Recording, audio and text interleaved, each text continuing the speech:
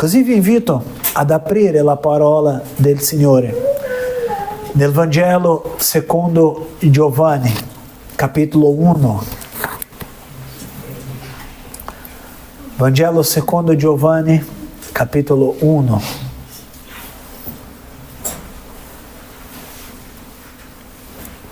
Questo primo sermone, nostro argomento sarà il Verbo si è fatto carne. Dice così la parola del Signore secondo l'Evangelista Giovanni. Nel principio era la parola era con Dio e la parola era Dio. Essa era nel principio con Dio. Ogni cosa è stata fatta per mezzo di lei e senza di lei neppure una delle cose fatte è stata fatta. In lei era la vita e la vita era la luce degli uomini. La luce splende nelle tenebre e le tenebre non l'hanno sopraffatta. Vi fu un uomo mandato da Dio, il cui nome era Giovanni. Egli venne come testimone per rendere testimonianza alla luce, affinché tutti credessero per mezzo di lui. Egli stesso non era la luce, ma venne per rendere testimonianza alla luce. La vera luce che illumina ogni uomo stava venendo nel mondo. Egli era nel mondo e il mondo fu fatto per mezzo di lui, ma il mondo non lo ha conosciuto.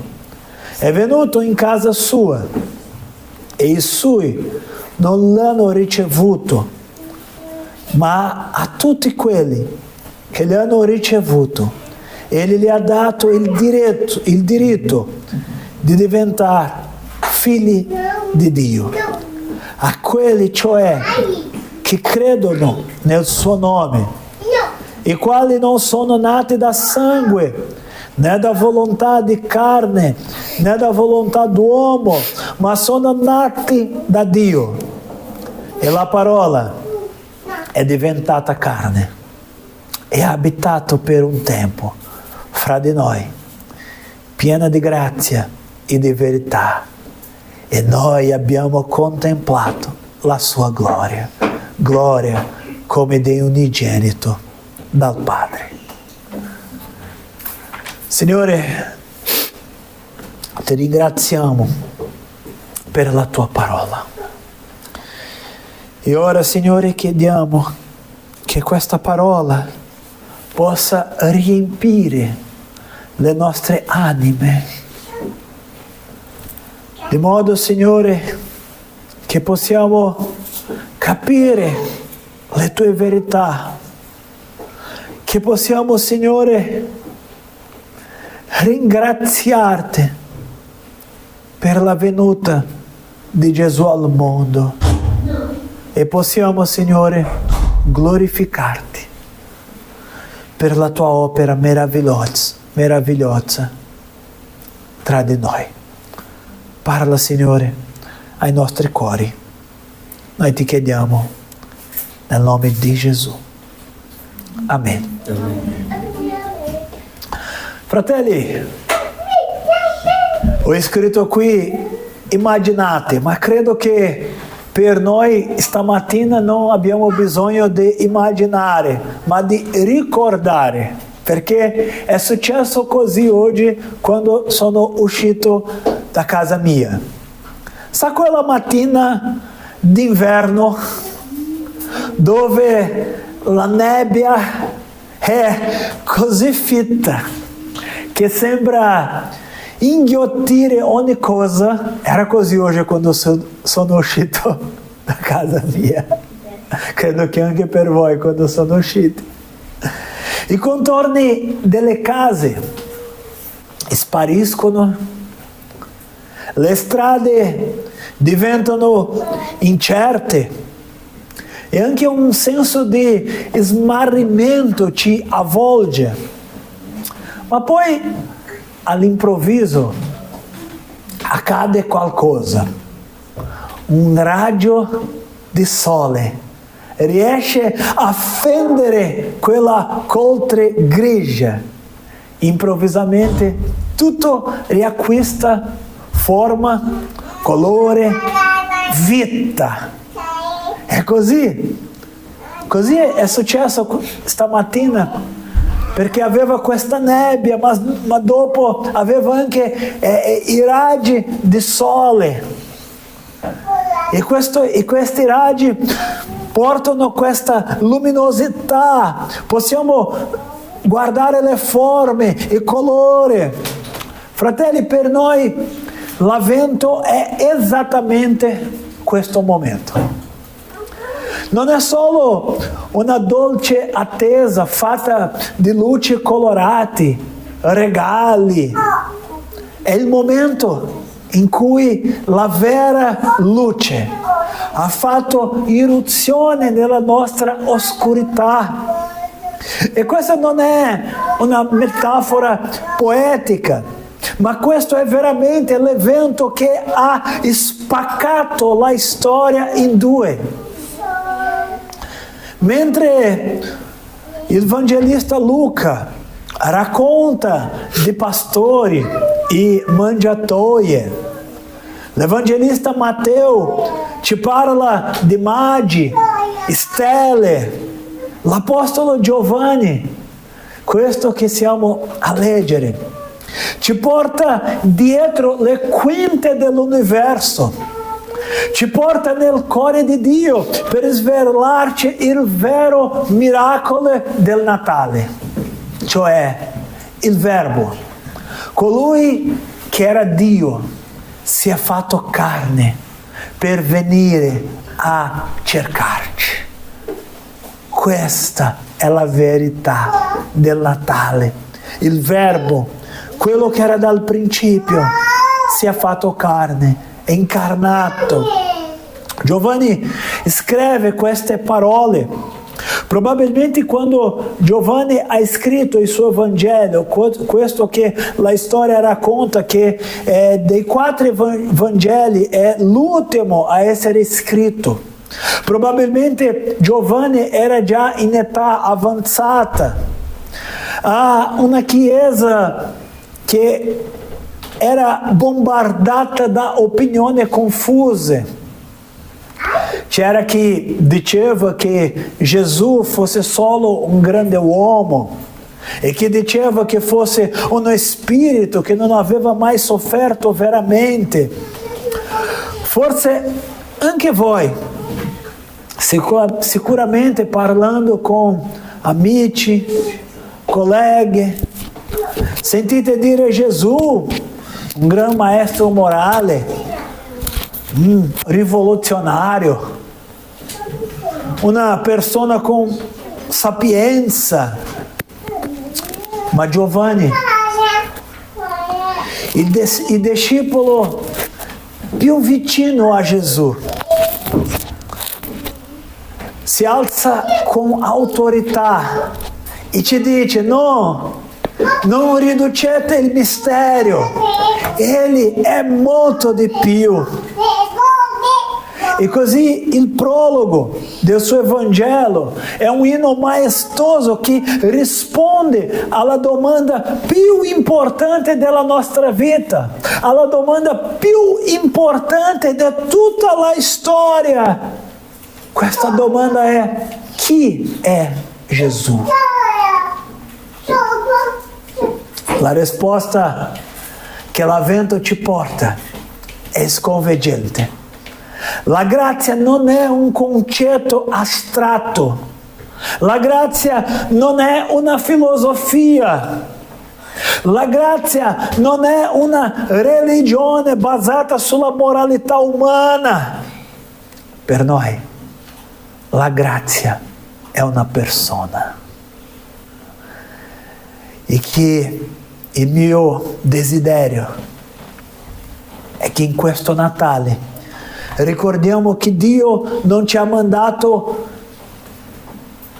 solo la parola che veramente è importante per noi, ma Dio anche ha inviato se stesso. Dio si è rivelato, si è avvicinato, ci ha trasformati. E così la domanda per noi è: come questa grazia si è rivelata e per che cosa questa grazia è venuta? E la prima risposta troviamo nei versetti 1 a 5, non leggeremo ancora una volta, ma la prima risposta è che la grazia è venuta per rivelare chi è Dio. Possiamo almeno leggere insieme ancora una volta il versetto 1? Lasciate per favore le Bibbie aperte per esaminare il testo che è davvero prezioso. Possiamo leggere insieme questo brano, questo versetto. Nel principio era la parola era con Dio e la parola era Dio. Fratelli, Giovanni usa un termine greco veramente potente. Il termine usato è logos, che qui è tradotto come la parola. Per gli antichi, per i greci, significava la ragione che tiene insieme l'universo. Ma Giovanni ci dice: questa ragione ha un volto. Notate 3 cose meravigliose che ci danno sicurezza oggi su questa affermazione di Giovanni. La prima cosa meravigliosa è che Gesù è eterno. Ele dice: nel principio era. Quando l'universo è nato, lui c'era già. Gesù non è una creatura, è il creatore. Una seconda affermazione meravigliosa che Giovanni fa è che Gesù è una persona. Ele diz assim: la parola era con Dio. C'è una relazione eterna tra padre e figlio. Dio non è solitudine. Dio è amore, anche in questo rapporto tra la Trinità. E la terza affermazione, quella più potente che Giovanni fa alla fine del versetto 1. La parola era nel principio, la parola era con Dio e la parola era Dio. Gesù Cristo è Dio. Gesù Cristo non è solo un profeta come gli altri. Gesù non è solo un sacerdote come quelli dell'Antico Testamento. Gesù non è solo più un re come tanti altri che hanno vissuto in questa terra. Ma Gesù è Dio. E perché questo è importante per noi stamattina? Perché significa che quando guardiamo Gesù, noi stiamo guardando solo il ritratto di Dio, stiamo guardando Dio stesso. E Giovanni continua nel versetto 4, 5 dicendo che Egli è la luce.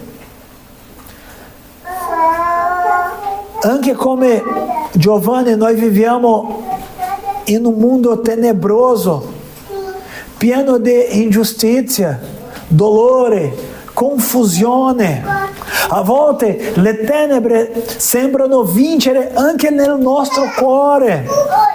Ma dobbiamo ascoltare la buona notizia che Giovanni ha detto nel versetto 5, la luce splende nelle tenebre e le tenebre non l'hanno sopraffatta. Il termine greco suggerisce che le tenebre hanno provato ad afferrarla, a soffocarla, ma non ci sono riusciti. La luce di Cristo è invincibile. Il Natale è la dichiarazione che il buio non ha l'ultima parola sulla tua vita.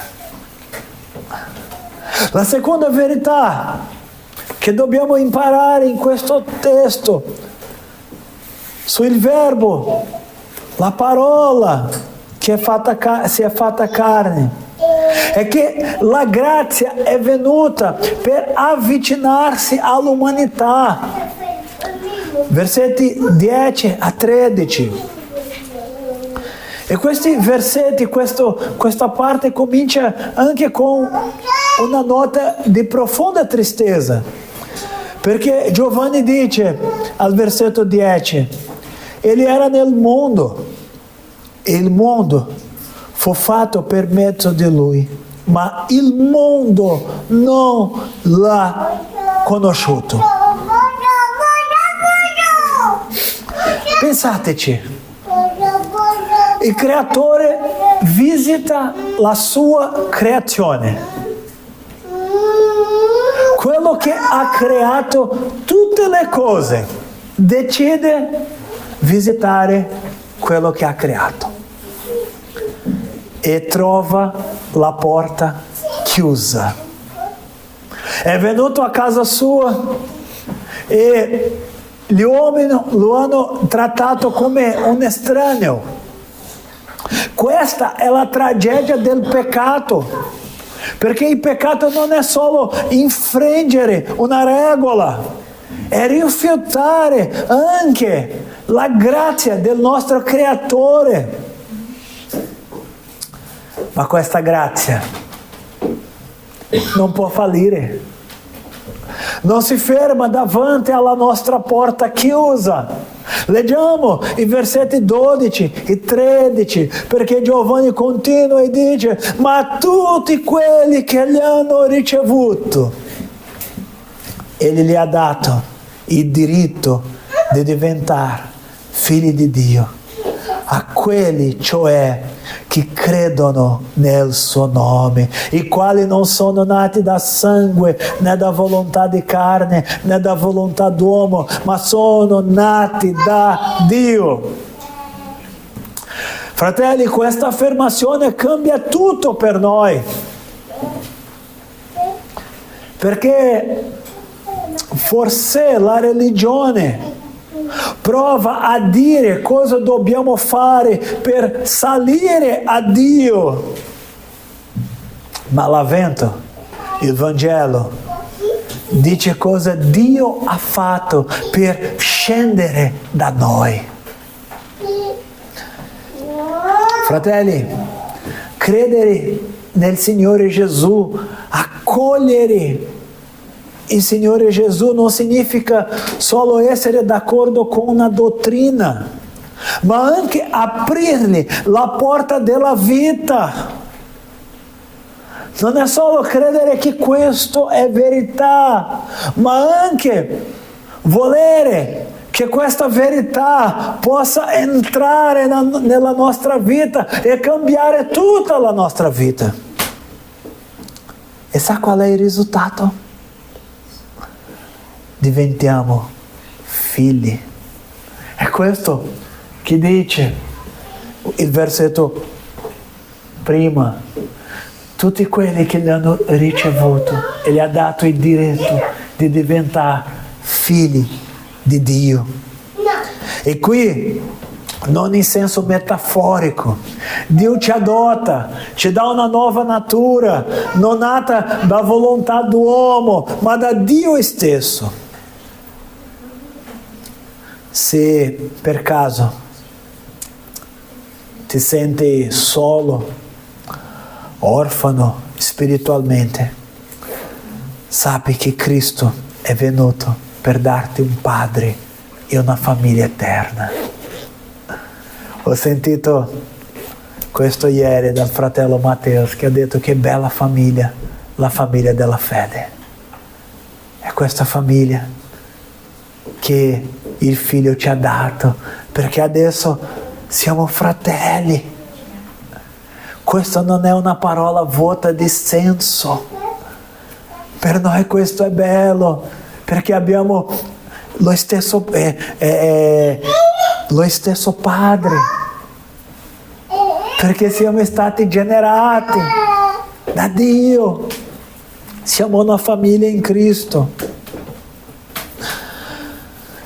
Ma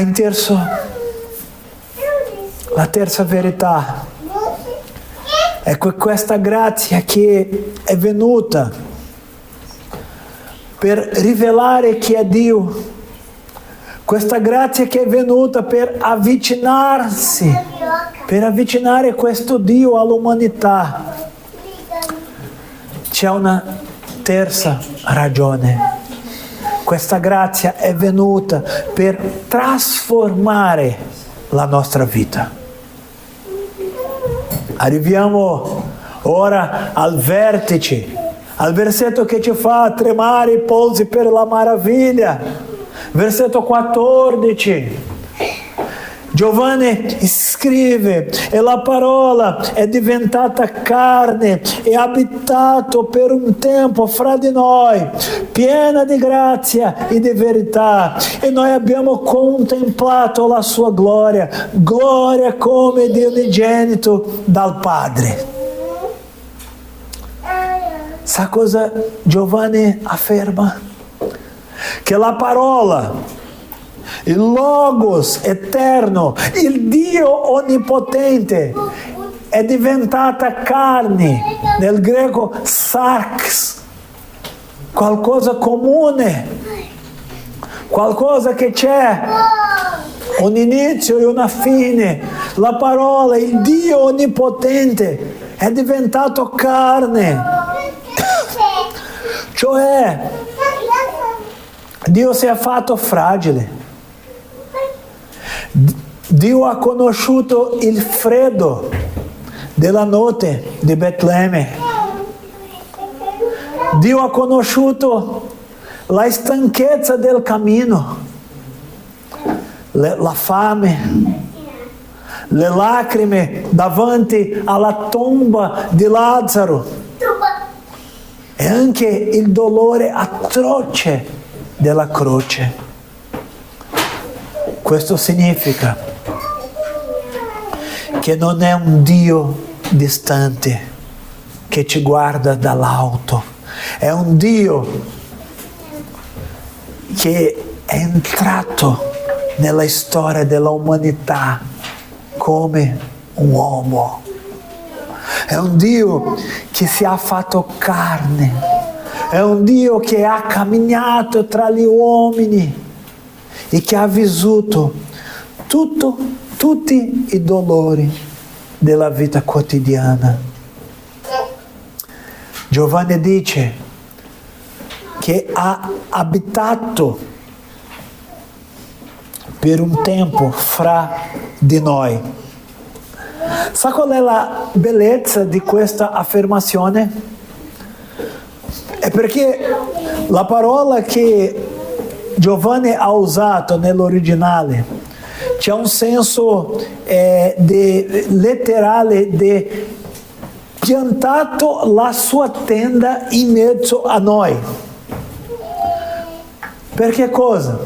Perché nell'Antico Testamento lo sappiamo che Dio abitava all'inizio nel tabernacolo, prima del Tempio. E quello era un luogo santo, un luogo separato per la gloria di Dio. Ma lo sappiamo che il popolo di Israele montava e smontava quella tenda come un campeggio. E sa cosa Giovanni ci afferma? Che questo Dio ha messo la sua tenda fra di noi. Cioè, Gesù è la tenda piantata nel campeggio della umanità sofferente. E questo Signore, Dio eterno, ha affrontato tutto ciò che noi possiamo affrontare, ma di modo diverso. Diverso da noi che quando affrontiamo la sofferenza neanche sempre facciamo quello che è giusto, ma di modo diverso. Giovanni finisce questo brano dicendo che noi abbiamo contemplato la sua gloria, che questo Gesù era pieno di grazia e di verità. E qui ci sono due parole importanti per noi, perché lui dice la verità. E qual è la verità? Che noi siamo peccatori perduti, che non siamo in grado di salvarsi da solo. Questa è la verità. Ma anche il messaggio è di grazia, perché dice che questo Dio ci ama tanto che da morire al nostro posto per salvarci. Se noi non possiamo raggiungere la salvezza, Lui ci ha dato la salvezza. Per questo, fratelli, mentre ci prepariamo al Natale, non dobbiamo fermarsi solo al bambino nella mangiatoia. La grazia che è venuta nella carne è la stessa che è stata inchiodata su una croce, che è risorta trionfante e che un giorno tornerà nella gloria. Tutte le promesse della Bibbia, dal seme della donna in Genesi al servo sofferente di Isaia, convergono in Cristo Gesù. Dio ha fatto il viaggio più lungo, dal cielo alla terra, dall'eternità al tempo, per raggiungerti. E la domanda oggi è: tu lo accoglierai? Fratelli, nella nostra prima predicazione sull'Avvento, mi piacerebbe lasciarvi 4 inviti pratici per questa settimana.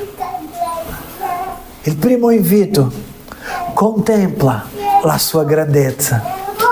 Non lasciare che le luci del centro commerciale ti distraggano dalla luce del mondo. Prendete un momento di silenzio per adorare Gesù come vero Dio. Il secondo invito, il secondo suggerimento: accoglie la sua luce. Forse c'è una stanza buia nella tua vita. Un peccato, una paura, un risentimento, smetti di nasconderla, apri la porta a Cristo, lascia che la sua luce guarisca quella ferita. E il terzo invito per questa settimana: vive come un figlio. Se hai ricevuto Cristo, cammina di modo gioioso, perché tu sei figlio.